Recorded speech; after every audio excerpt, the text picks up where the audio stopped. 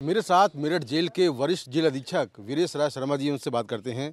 Sir, आज ये सुनने में आ रहा है कि जो मेरठ पुलिस की टीम है वो जेल आने वाली है, मुस्कान से और साहिल से पूछताछ करने वाली है। क्या कुछ जानकारी आपके पास?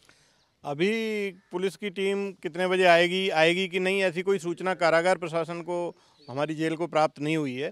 यदि नियमानुसार पूछताछ के लिए आती है तो पूछताछ की अनुमति दी जाएगी तथा पूछताछ कराई जाएगी। ये बात सही है कि साहिल ने भी जो है सरकारी वकील के लिए मांग की है और जिला विधिक सेवा प्राधिकरण के माध्यम से आज दोनों के प्रार्थना पत्र सरकारी वकील के हम अग्रसारित कर रहे हैं तथा दोनों को सरकारी वकील उपलब्ध कराया जा रहा है। मुस्कान ने क्या कहा है कि उसके परिवार के लोग क्या उससे मिलने नहीं आए हैं, या दोनों के परिवार के लोग अब तक मिलने नहीं आए? दोनों के परिवार का कोई भी व्यक्ति अब तक मिलने नहीं आया है, तो दोनों ने सरकारी वकील की मांग की है और ये बंदी कोई भी विधिक सहायता के बिना नहीं रह सकता है। कारागार प्रशासन का ये दायित्व है, उसी के तहत हम दोनों को सरकारी वकील के लिए दोनों के प्रार्थना पत्र अग्रसारित कर रहे हैं। क्या इन लोगों ने फ़ोन से अपने परिवार के लोगों से बात की हो जब से आए हैं ये? कारागारों में पीसीओ संचालित हैं, लेकिन फ़ोन से तभी बात हो सकती है जब जिस व्यक्ति से बात करना चाहते हैं वो अपना आई कार्ड दे, एक एफिडेविट दे, उसका हम सत्यापन करा लें। क्योंकि अभी तक कोई मिलने ही नहीं आया है, इसलिए पीसीओ की इनकी शुरुआत नहीं हुई है। जब मुस्कान और साहिल जेल में आए थे तब का बिहेवियर और अब का बिहेवियर क्या बदलाव है, या वैसा ही वैसा है?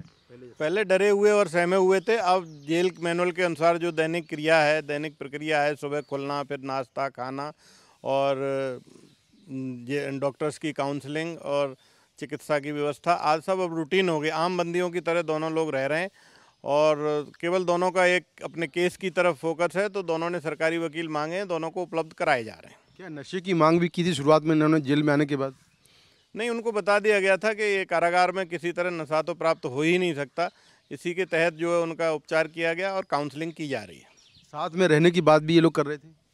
शुरुआत में इनको पता ही नहीं था। जब भी कोई बंदी आता है तो ये सोचता है कि अगर परिचित हैं तो साथ साथ रहें, लेकिन कारागार का नियम है कि महिला बैरक और पुरुष बैरक बिल्कुल पृथक हैं, एक दूसरे के आसपास आ ही नहीं सकते हैं। दूसरा ये है कि वर्णानुक्रम में बैरकों में बंद होता है बंदी तो पुरुष बंदी जो उसका वर्णानुक्रम या अल्फ़ाबेटिकल जो बैरक होगी उसमें होगा 10 दिन के बाद, और महिला जो है महिला बैरक में बंद होगी। इनका आपस में कोई संबंध ही नहीं। सर, कोर्ट में इन दोनों पर हमला हुआ था, तो क्या जेल में भी इनको अलग सेल में रखा गया है? कोई खतरा है इन पर बाकी कैदियों से? देखिए, जेल का पहला दायित्व तो सुरक्षा, और हम पूर्ण सुरक्षा में रख रहे हैं। बाकी यहाँ पर विभिन्न अपराधों में जो व्यक्ति बंद किए गए हैं वही हैं, तो आपस में सब मिलजुल कर रहते हैं और जेल का जो माहौल है वो पूर्ण रूप से सकारात्मक है। कुछ लोग पढ़ाई में लगे हैं, लाइब्रेरी में पढ़ते हैं, कुछ लोग शिक्षा के कार्य में लगे हैं, कुछ खेती में लगे हैं, सफाई में लगे हैं, कुछ लोग जो है लोअर टी शर्ट्स और फुटबॉल बनाने में लगे हैं।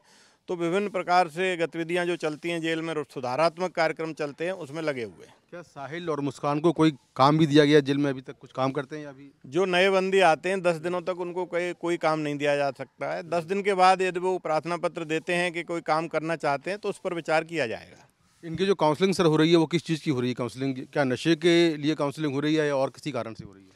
बाहर के डॉक्टर्स भी काउंसलिंग कर रहे हैं और जेल के चिकित्सा अधिकारी भी काउंसलिंग कर रहे हैं। नशा मुक्ति केंद्र के माध्यम से हम लोग इनकी काउंसलिंग करा रहे हैं, तो उसमें मेन यही है कि इनको और उसकी दवाई भी दी जा रही है। काफ़ी हद तक सुधार हुआ है, मैं कहूँगा कि 60-70% सुधार है और बहुत शीघ्र ही ये बिल्कुल सामान्य हो जाएंगे तथा नशे की लत छूट जाएगी। सर, एक आखिरी सवाल, क्या जेल आने के बाद इन्होंने कोई अफसोस जताया अपने किए पर? कोई अपना जुर्म इन्होंने कबूल किया? कोई आपसे बातचीत हो पाई सर, या बाकी कैदियों से बातचीत की उन्होंने? बाकी कैदियों से भी कम बात कराने का प्रयास कर रहे हैं तथा सामान्य रूप से वो रह रहे हैं। हम भी देखिए, व्यक्तिगत किसी के क्राइम या व्यक्तिगत जीवन पर कोई चर्चा नहीं करते, बात नहीं करते। हमारा दायित्व जो जेल मैनुअल के अनुसार सुरक्षा का है उसको हम पूर्ण करते हैं तथा चिकित्सा का है उसको पूर्ण कर रहे हैं। नहीं, बाकी कैदियों से बात की और उन्होंने ऐसा कहा हो कि भाई हमसे गलती हो गई, ऐसा हमें नहीं करना चाहिए था?